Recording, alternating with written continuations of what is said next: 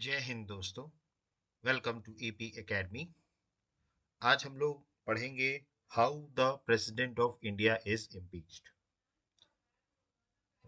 देश के हमारे जो राष्ट्रपति हैं उनके ऊपर जो महाभियोग लगता है उसका पूरा प्रोसेस कैसे क्या है, मतलब किस तरीके से राष्ट्रपति के ऊपर महाभियोग लगता है। देखिए, हमारे देश में जो राष्ट्रपति हैं, ठीक, उनको अपने पद से हटाने के सिर्फ दो रीजंस होते हैं जब उनको पद अपना छोड़ना पड़ता है। एक, जब उनके इलेक्शन को लेकर के कोई डिस्प्यूट हो जाए। मैंने आपको जब बताया था कि राष्ट्रपति का चुनाव कैसे होता है, तब मैंने उसमें एक आपको आर्टिकल बताया था, आर्टिकल नंबर 71। उसमें मैंने आपसे कहा था कि जो सुप्रीम कोर्ट होता है वो डिसाइडिंग अथॉरिटी होता है राष्ट्रपति के चुनाव में, अगर कोई धांधली हुई है या नहीं हुई है ये डिसाइड करने का। अगर सुप्रीम कोर्ट ने ये डिसाइड कर दिया कि उनके चुनाव में कोई धांधली हुई है तो राष्ट्रपति को अपना पद छोड़ना पड़ता है। ठीक, ये अलग विषय है जिसमें राष्ट्रपति के इलेक्शन के डिस्प्यूट के चलते उनको पद छोड़ना पड़े। लेकिन एक तरीका और होता है राष्ट्रपति को देश के हटाने का, वो होता है महाभियोग। ठीक, उसके लिए जो आर्टिकल है वो अलग है। उसके लिए जो आर्टिकल है वो है आर्टिकल नंबर 61। ठीक, तो आर्टिकल नंबर 61 जो है उसमें पूरे महाभियोग का प्रोसीजर दिया है कि किस तरीके से देश के राष्ट्रपति के ऊपर महाभियोग लगा करके उनको हटाया जाता है। ठीक है, तो प्रक्रिया पूरी दी हुई है। समझ में आ रहा है आपको? ठीक, और याद रखिएगा ये जो महाभियोग है ना, इम्पीचमेंट, ठीक है, ये वर्ड सिर्फ और सिर्फ हमारे देश में सिर्फ राष्ट्रपति के लिए किया गया है। राष्ट्रपति के अलावा और किसी के ऊपर भी महाभियोग नहीं लगता, या ये महाभियोग शब्द नहीं आता, इम्पीचमेंट सिर्फ राष्ट्रपति के लिए आता। तो आज हम पूरा प्रकरण देखेंगे किस तरीके से राष्ट्रपति को इम्पीच किया जाता है, किस तरीके से उनको अपने पद से हटाया जाता है, उसके ऊपर महाभियोग, और ये कौन लाता है, महाभियोग कौन लाता है। ये भी समझना बहुत जरूरी कि महाभियोग लाता कौन है। महाभियोग लाया जाता है ये बात तो है, लेकिन महाभियोग लाता कौन है। ठीक, तो हम ये सारी चीजें आज इस वीडियो में देखेंगे। ठीक, तो सबसे पहले जो हमने बात करी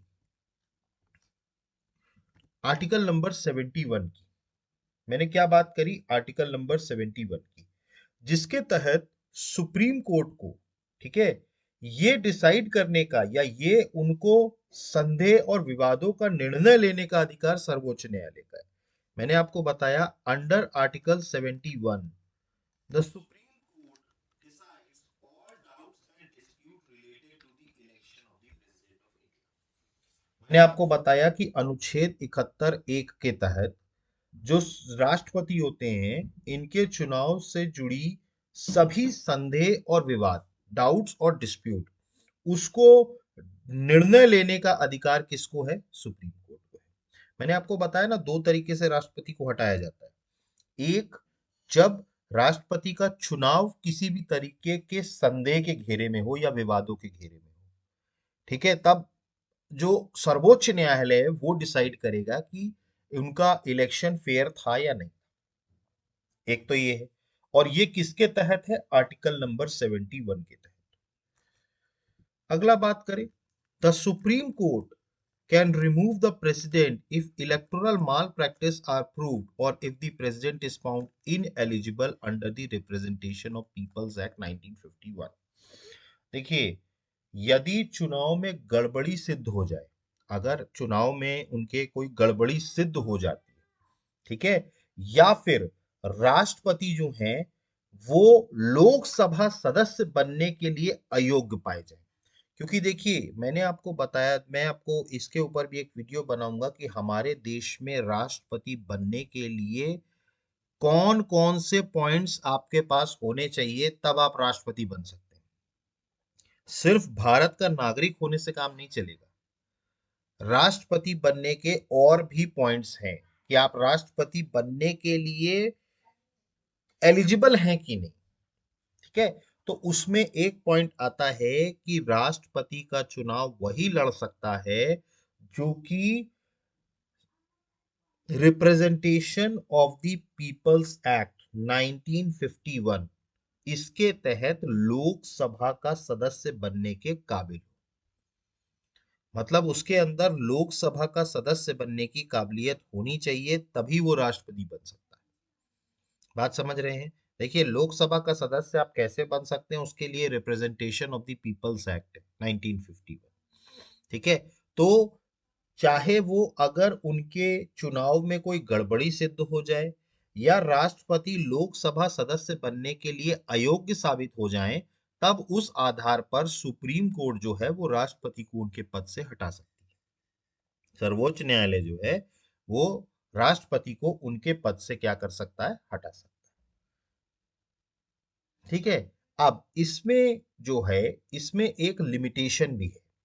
मतलब इसमें एक तरीके से कहा जाए तो इसमें कुछ याचिकाओं की अनुमति की अगर हम बात करें तो वो काफी लिमिटेड है। मतलब देखिए, राष्ट्रपति को सुप्रीम कोर्ट सिर्फ और सिर्फ चुनाव में धांधली हो जाए या राष्ट्रपति लोकसभा के सदस्य बनने से अयोग्य हो जाए, सिर्फ इन्हीं दो फैक्टर्स पर सर्वोच्च न्यायालय राष्ट्रपति को हटा सकता है।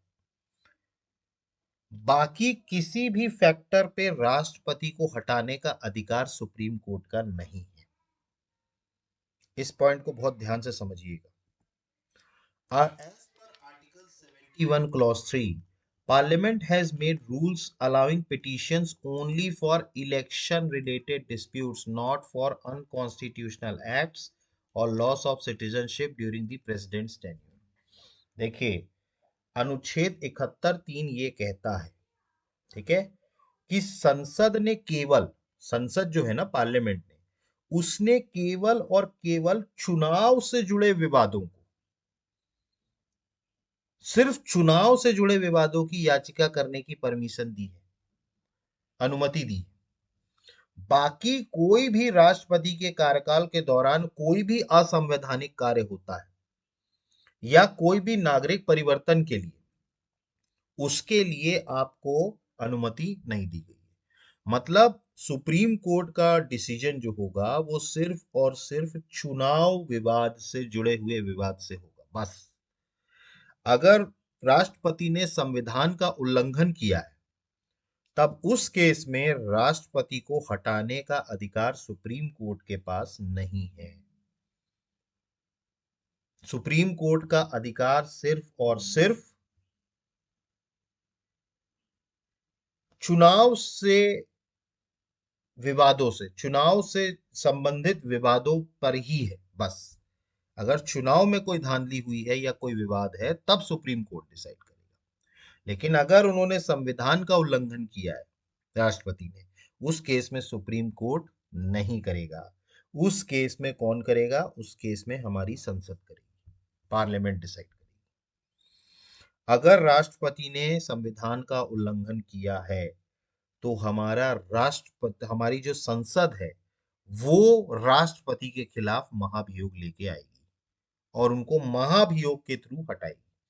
याद रखिएगा, ये जो सुप्रीम कोर्ट जो हटा रहा है ना राष्ट्रपति को इलेक्शन डिस्प्यूट के चलते, ये महाभियोग नहीं है, ये इम्पीचमेंट नहीं है। इम्पीचमेंट अब आएगा, जो हमारे कॉन्स्टिट्यूशन के आर्टिकल नंबर 61 में दिया, क्योंकि अभी तक जो आर्टिकल चल रहा था वो 71 चल रहा था। अब हम बात करेंगे आर्टिकल नंबर 61 की, जिसमें ये दिया है कि राष्ट्रपति को अपना कार्यकाल पूरा करने से पहले भी हटाया जा सकता है, महाभियोग ला करके, इम्पीचमेंट ला करके उनको अपने पद से हटाया जा सकता है। ठीक है, कार्यकाल पूरा होने से पहले भी लाया जा सकता है। ठीक है, और ये किस आधार पर लाया जा सकता है? सिर्फ और सिर्फ संविधान के उल्लंघन, for the violation of the constitution. एक ही पॉइंट है, अगर राष्ट्रपति ने अपने कार्यकाल के दौरान संविधान के का उल्लंघन अगर किया है, सिर्फ उसी आधार पर संविधान जो प्रेसिडेंट है, ठीक है, राष्ट्रपति हैं, उनके खिलाफ महाभियोग लाया जा सकता है और महाभियोग ला करके राष्ट्रपति को उसके पद से हटाया जा सकता है। ये कहां दिया है? आर्टिकल नंबर 61 में। देखिए, अब इलेक्शन से रिलेटेड डिस्प्यूट का कोई लेना देना अब नहीं है, क्योंकि अब बात आ गई है महाभियोग पे। वो आर्टिकल 71 था, ये आर्टिकल 61 है। ये तो मैंने बताया आपको कि कौन कौन से तरीके हैं राष्ट्रपति को उनके पद से हटाने के। ठीक, तो राष्ट्रपति जो हैं, उनके टर्म के पहले ही उनको हटाया जा सकता है by impeachment for the violation of the constitution. याद रखिएगा, संविधान के उल्लंघन पर ही सिर्फ राष्ट्रपति पर महाभियोग लग सकता है। ठीक, अब ये महाभियोग लगाएगा कौन? तो मैंने आपको बताया, हमारे देश में संसद है, पार्लियामेंट है, ठीक है, तो वहां पर इनके ऊपर महाभियोग चलाया जाता है। ठीक है, तो अगर राष्ट्रपति को हटाना है तो कौन हटा सकता है? संसद हटा सकती है, अगर उन्होंने संविधान का उल्लंघन किया है तो। अब अगर हम बात करें तो ये जो महाभियोग है, ये संसद के किसी भी सदन से स्टार्ट किया जा सकता है। देखिए, आप जानते हैं हमारी संसद के अंदर कितने सदन है? दो सदन है, एक है लोकसभा और दूसरा है राज्यसभा।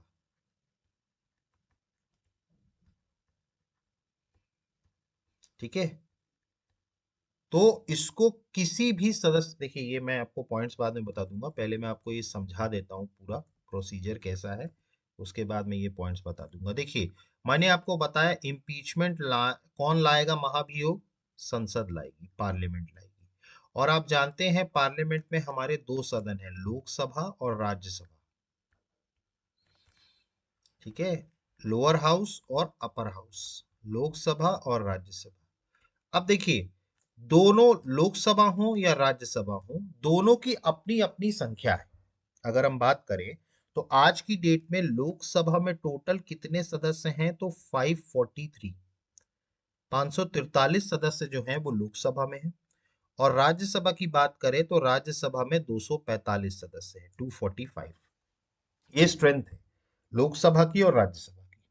ठीक, अब जैसा कि बताया गया कि जो महाभियोग है वो किसी भी सदन में लाया जा सकता है, चाहे तो वो लोकसभा में लाया जा सकता है या वो राज्यसभा में लाया जा सकता है। लेकिन राष्ट्रपति के लिए जो महाभियोग लाया जाएगा, ठीक है, उसमें उस महाभियोग, जो महाभियोग लाया जा रहा है, चाहे वो राज्यसभा में लाएं चाहे वो लोकसभा में लाएं, उनको उस सदन, जिस सदन में वो लाया जा रहा है, उसके 1/4 सदस्यों के उस पर हस्ताक्षर होने चाहिए, तब वो महाभियोग लाया जा सकता है। मतलब सिर्फ महाभियोग लाने का भी एक क्राइटेरिया है कि जो भी, जिस भी सदन में ला रहे हैं, मान लीजिए राज्यसभा में ला रहे हैं, लोकसभा में, किसी में भी ला रहे हैं, तो भाई देखिए, हर हाउस की अपनी एक स्ट्रेंथ है। जैसे राज्यसभा की बात करें तो 245 सदस्य हैं, और अगर लोकसभा की बात करें तो 543 सदस्य हैं। ठीक है, अब इसमें 1/4 सदस्य, 1/4, ठीक है, चाहे आप किसी भी सदन में लेके आइए, उनके 1/4 सदस्यों के सिग्नेचर होने चाहिए, हस्ताक्षर होने चाहिए महाभियोग के, जो महाभियोग का जो आप लेकर के आ रहे हैं उस पर जब तक 1/4 लोगों के हस्ताक्षर नहीं होंगे तब तक उसको मान्य नहीं किया जाएगा। मतलब महाभियोग इंट्रोड्यूस ही नहीं होगा जब तक 1/4 लोगों के सदस्यों के सिग्नेचर नहीं होंगे। समझ में आया आपको? ठीक, अब ये तो प्रोसीजर है। ठीक है, अब ये जो महाभियोग लाया जा रहा है, ठीक है,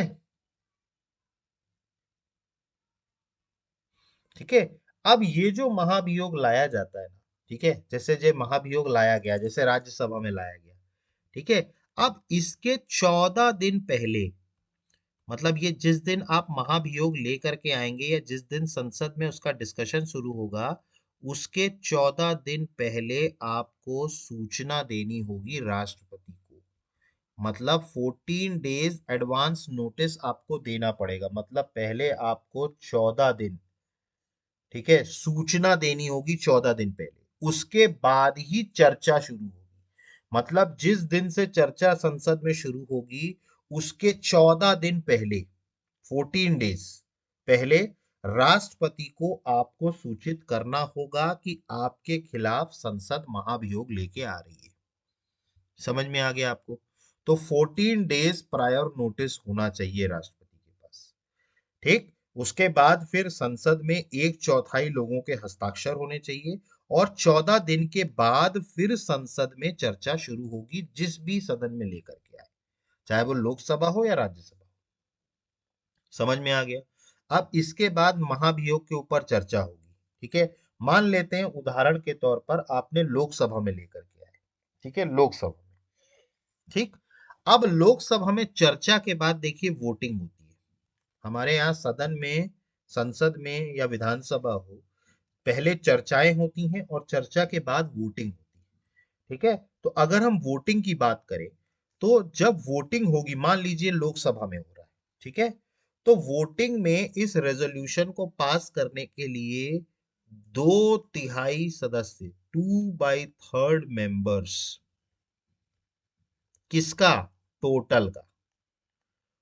टोटल कितना है लोकसभा का? 543।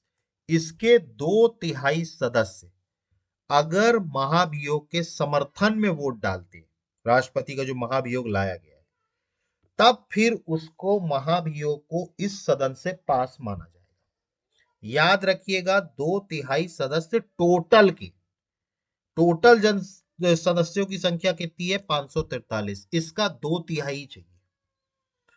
अब वहां पर उस टाइम पर कितने सदस्य हैं कितने नहीं हैं उससे कोई लेना देना नहीं है। देखिए कई बार, देखिए हर टाइम पर हर व्यक्ति, हर टाइम तो संसद में हर व्यक्ति तो बैठता नहीं है। पूरी की पूरी 543 की स्ट्रेंथ तो कभी बैठती नहीं है, कभी कोई सीट खाली रहती है, कोई वो रहता है। मान लीजिए जैसे किसी सांसद की डेथ हो गई तो उसकी सीट खाली हो गई, अब उस पर अभी तक चुनाव नहीं हुए। इसका महाभियोग के कोई संबंध नहीं। एक ही नियम है, 2/3 सदस्य टोटल संख्या के, टोटल जो उनके सदस्य हैं 543, उसमें 2/3 अगर समर्थन में हैं तो वो महाभियोग इस सदन से पास माना जाएगा। याद रखिएगा, 2/3 of the total members, present नहीं, टोटल मेंबर्स, 2/3। ठीक, इसके बाद जब ये सदन से पास हो गया, 2/3 सदस्यों ने, टोटल में से 543 में से 2/3 सदस्यों ने इसके ऊपर समर्थन आपको दे दिया। ठीक, तो ये लोकसभा से क्या हो जाएगा? पास हो जाएगा। फिर इस पर चर्चा कहां होगी? फिर इस पर चर्चा होगी राज्यसभा में। अब राज्यसभा, इस जो पहले हाउस ने जो चार्जेस लगाए हैं, अब दूसरा सदन आरोपों की जांच करेगा, इन्वेस्टिगेट करेगा। देखिए पहले सदन ने चर्चा करके महाभियोग पास कर दिया, अब दूसरा सदन जो है वो इसके ऊपर चर्चा करेगा, जांच करेगा। ठीक है, और यहां पर जो दूसरा सदन है, ठीक है, मतलब देखिए लोकसभा में तो पास हो गया, अब राज्यसभा में गया, तो वहां पर जब ये जांच होगी तो उस टाइम पर जो हमारे राष्ट्रपति हैं जिनके खिलाफ महाभियोग लाया गया, उनको ये अधिकार है कि वो अपनी बात किसी भी वकील के माध्यम से सदन में कर सके, जिस सदन में उनकी जांच हो रही है, जो दूसरे सदनों में आरोपों की जांच जो करता है ना। ठीक है, अब देखिए अगर राज्यसभा में इंट्रोड्यूस किया होता तो फिर इन्वेस्टिगेशन का काम कौन कर रही होती? लोकसभा। चूंकि यहां पर हमने माना कि लोकसभा में किया गया है, इसलिए इन्वेस्टिगेट कौन कर रहा है? राज्यसभा।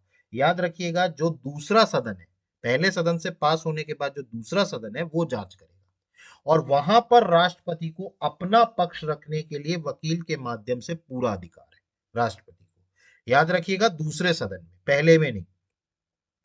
जहां पर महाभियोग प्रस्ताव लाया गया वहां पर नहीं, जो दूसरा सदन जो उसका जांच करेगा उसके ऊपर, और वहां पर अपने बचाव में राष्ट्रपति को वकील के माध्यम से अपनी बात रखने का, अपना पक्ष रखने का पूरा अधिकार है। उसके बाद जब जांच होने के बाद फिर वहां पर भी क्या होगी? दूसरे सदन में भी वोटिंग होगी, और वहां पर भी कितना मेजोरिटी चाहिए? 2/3 मेंबर। किसके? टोटल।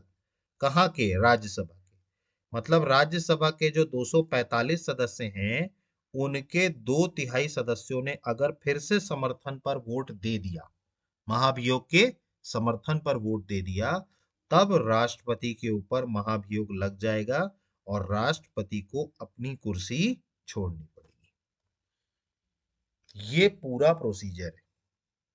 राष्ट्रपति को अपनी कुर्सी जो है वो छोड़नी पड़ेगी। याद रखिएगा, राज्यसभा में भी जांच होगी और लोकसभा में भी। अगर राज्यसभा में इंट्रोड्यूस होता तो फिर लोकसभा जांच कर रही होती, लेकिन महाभियोग पास करने के लिए टोटल,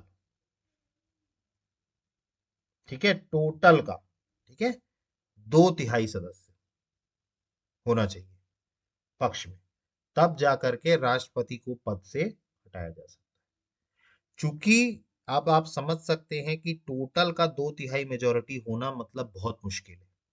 इसीलिए आज तक कोई भी देश के अभी तक जितने भी राष्ट्रपति हुए हैं, किसी भी राष्ट्रपति पर महाभियोग की कार्रवाई आज तक नहीं हुई, किसी भी राष्ट्रपति पर नहीं।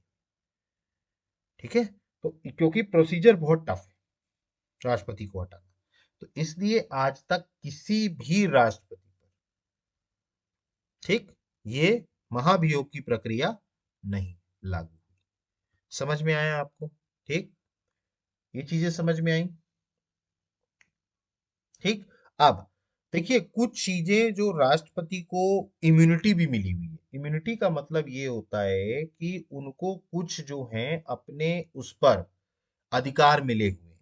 जैसे कि उदाहरण के तौर पर, अगर राष्ट्रपति, अगर वो पद पर आसीन है, राष्ट्रपति मतलब वो राष्ट्रपति हैं, ठीक है, और वो पद पर आसीन हैं, तो आर्टिकल नंबर एक है 361, याद रखिएगा, आर्टिकल नंबर कितना है? 361। इसके तहत, ठीक है, राष्ट्रपति को अपने कार्यकाल के दौरान कोई भी कोर्ट या अदालत उन्हें नहीं बुला सकती। मतलब हियरिंग के लिए उनको नहीं बुलाया जा सकता है राष्ट्रपति को, आर्टिकल 361 के तहत, अगर वो अपने कार्यकाल में है। तो अनुच्छेद 361 के अंतर्गत राष्ट्रपति को कार्यकाल के दौरान अदालत में बुलाया नहीं जा सकता, नहीं बुलाया जा सकता। किसी भी प्रकार का नोटिस अदालत नहीं दे सकती उनको कोर्ट में बुलाने के लिए। हाँ, वो स्वयं गवाही देने को अगर तैयार हो जाए तो बात अलग है। अगर वो स्वयं वॉलेंट्री विलिंग टू टेस्टिफाई, मतलब वो स्वयं अगर चाहें तो कर सकते हैं, बाकी उन्हें कोई कोर्ट में या अदालत में बुला नहीं सकता जब तक वो पद पे है।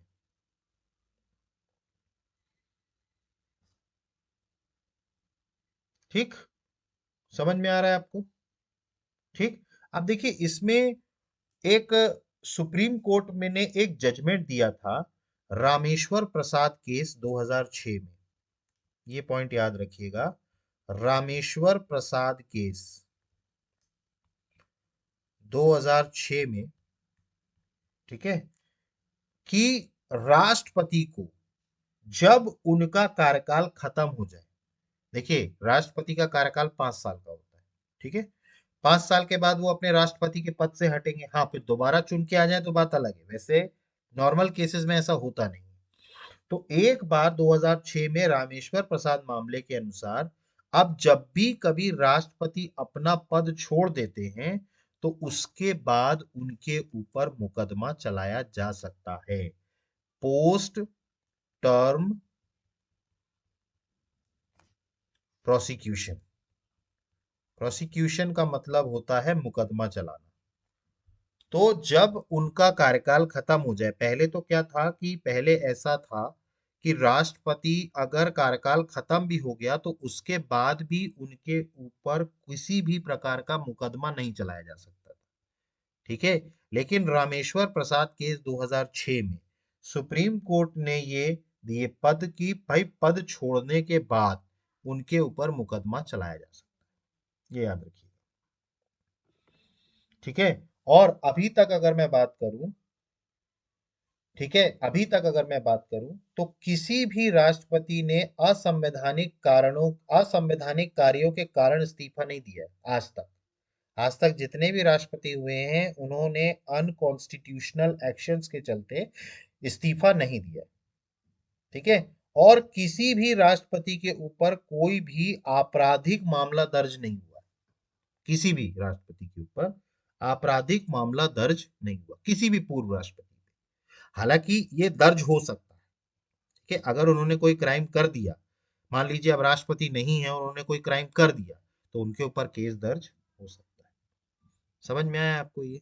ठीक, तो ये पूरी प्रक्रिया थी जिसके जरिए राष्ट्रपति को उनके पद से हटाया जाता है अगर उन्होंने कोई असंवैधानिक काम किया है तो, संविधान का उल्लंघन किया है तो। बस ये चीज क्लियर हुई। ठीक, तो इसमें पॉइंट्स देख लेते हैं हम एक बार फिर से। मैंने आपको बताया कि इम्पीचमेंट किसी भी हाउस से स्टार्ट हो सकता है, लोकसभा या राज्यसभा से, और चार्जेस को एटलीस्ट 1/4 मेंबर्स को साइन करना होता है। मैंने बताया आपको एक चौथाई, जिस भी सदन में वो ला रहे हैं उनके एक चौथाई सदस्य उस पर हस्ताक्षर करेंगे। और मैंने आपको बताया कि 14 डेज के बाद ही डिस्कशन होगा, 14 दिन पहले राष्ट्रपति को आपको नोटिस देना होगा। ठीक है, और इसी रेजोल्यूशन को पास किया जाएगा 2/3 of the total members of the originating house.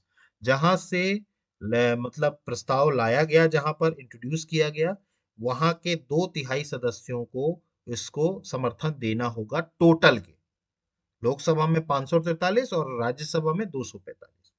फिर उसके बाद वो दूसरे हाउस में जाएगा, दूसरे हाउस में उसके चार्जेस को इन्वेस्टिगेट किया जाएगा। और यहां पर राष्ट्रपति को अपना अधिकार है अपने वकील के माध्यम से अपनी बात रखने का। अगर दूसरे हाउस ने भी सेम 2/3 मेजोरिटी से पास कर दिया तो प्रेसिडेंट को अपने पद से, अभी तक देश के किसी भी राष्ट्रपति को महाभियोग फेस नहीं करना पड़ा। मैंने आपको बताया आर्टिकल 361 के तहत प्रेसिडेंट को कोई भी कोर्ट नहीं बुला सकता उनके कार्यकाल तक, अगर वो खुद ही गवाही न देना चाहें तो। और court can declare unconstitutional actions of the president as invalid based on the facts provided by the. देखिए, कई बार क्या होता है कि कोर्ट जो है ना, केंद्र सरकार द्वारा दिए गए तथ्यों के आधार पर अदालत जो है वो राष्ट्रपति के असंवैधानिक निर्णयों को अमान्य घोषित कर सकती है। मतलब उन्होंने असंवैधानिक तरीके से अगर कोई निर्णय ले लिया तो उसको मतलब एक तरीके से अमान्य घोषित कर सकती है। समझ में आया आपको ये? As per the supreme court judgement Rameshwar Prasad case 2006, the president can be prosecuted before after leaving office. देखिए, सुप्रीम कोर्ट का जो निर्देश है वो ये है 2006 के रामेश्वर प्रसाद केस में कि अगर राष्ट्रपति पद छोड़ने के बाद उनके ऊपर मुकदमा हो सकता है। ठीक, अभी तक किसी भी राष्ट्रपति ने डिसाइड नहीं किया रिजाइन, ठीक है, ड्यू टू अनकॉन्स्टिट्यूशनल एक्शन, और कोई क्रिमिनल केस अभी तक किसी भी फॉर्मर प्रेसिडेंट पर फाइल नहीं हुआ, अभी तक तो नहीं हुआ। ठीक है, और बहुत सारे डिसीजंस हैं राष्ट्रपति के जिनको अनकॉन्स्टिट्यूशनल डिक्लेयर किया गया, मॉडिफाइड किया गया, वॉइड और ultra vires by the supreme court. मतलब सर्वोच्च न्यायालय ने राष्ट्रपति के कई निर्णयों को असंवैधानिक, दुर्भाग्यपूर्ण, शून्य और अधिकार के से बाहर घोषित किया है, कई निर्णयों को किया। समझ में आया आपको ये? तो ये था महाभियोग का पूरा प्रोसीजर, किस तरीके से हमारे देश के राष्ट्रपति को हटाया जाता है। तो आज हम यहीं पे स्टॉप करते हैं, आज हमारा ये टॉपिक था। कल हम एक नया टॉपिक लेकर के आएंगे। आई होप कि आपको ये टॉपिक समझ में आ गया होगा, सारी चीज़ें क्लियर हो गई होंगी। इसके बाद भी अगर आपको कोई डाउट उठता है तो प्लीज़ आप कमेंट बॉक्स में मेंशन कीजिए। अदरवाइज आप हमारे चैनल को लाइक कीजिए, सब्सक्राइब कीजिए और मैक्सिमम से मैक्सिमम शेयर कीजिए। So guys, thank you, have a good day, जय हिंद, नमस्कार।